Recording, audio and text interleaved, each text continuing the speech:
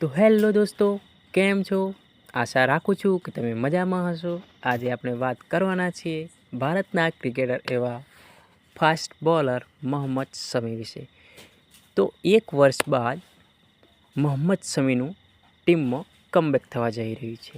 England સામેની T20 સિરીઝમાં બુમરાહ અને સિરાજને આરામ આપવામાં આવ્યો છે।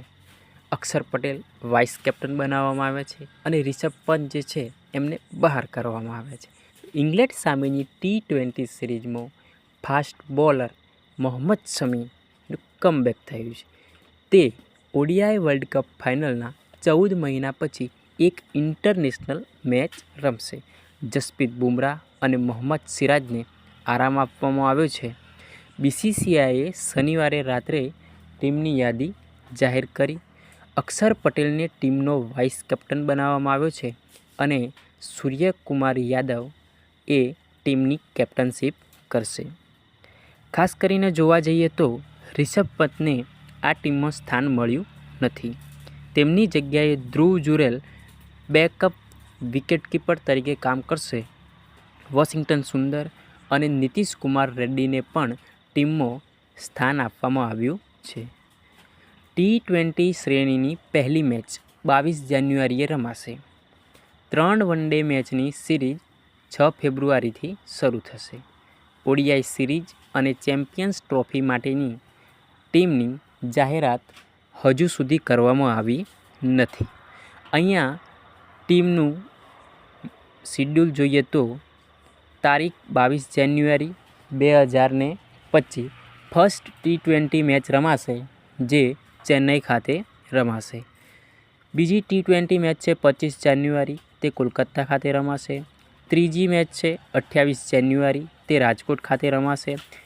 ચોથી મેચ છે 31 જાન્યુઆરી, જે પુણે ખાતે રમાશે અને પાંચમી T20 મેચ છે લાસ્ટ એન્ડ ફાઇનલ 2 ફેબ્રુઆરીએ, તે મુંબઈ ખાતે રમાશે। એના પછી 6 ફેબ્રુઆરીએ ઓડીઆઈ મેચ ચાલુ થશે, જે નાગપુર ખાતે રમાશે। બીજી ઓડીઆઈ વન-ડે મેચ છે જે 9 ફેબ્રુઆરીએ રમાશે, જે કટક ખાતે રમાશે અને ત્રીજી વન-ડે મેચ છે એ 12 ફેબ્રુઆરી 2025ના રોજ અમદાવાદ ખાતે રમાશે। અહીંયા ખાસ કરીને વાત કરીએ મોહમ્મદ શમી વિશે, તો મોહમ્મદ શમી 14 મહિના બાદ વાપસી કરી રહ્યા છે।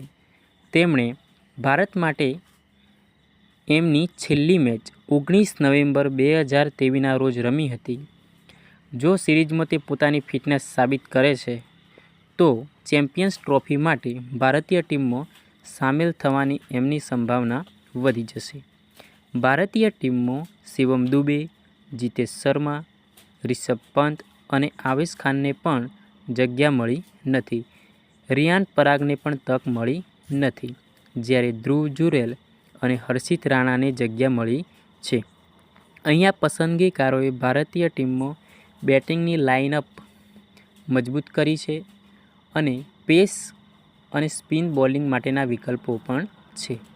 સાઉથ આફ્રિકાથી T20 સિરીઝ જીતનાર ટીમનો હિસ્સો રહેલા રમનદીપ સિંહ, જીતેશ શર્મા, આવેશ ખાન, યશ દયાલ અને વિજય કુમારને પણ તક મળી નથી।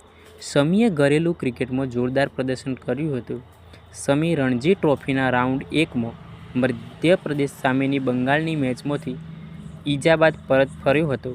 તે સૈયદ મુશ્તાક અલી અને વિજય હજારે ટ્રોફી પણ રમ્યો હતો, જેણે ભારતીય ટીમમાં તેના કમબેકની આશાઓ વધારી દીધી છે।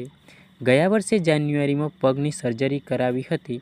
મોહમ્મદ શમીએ જાન્યુઆરી 2024માં ઇંગ્લેન્ડમાં પગની ઘૂંટીની સર્જરી કરાવી હતી। છેલ્લા ઘણા મહિનાઓથી શમી બેંગલુરુમાં નેશનલ ક્રિકેટ એકેડેમીમાં રિહેબ કેમ્પમાં હતા।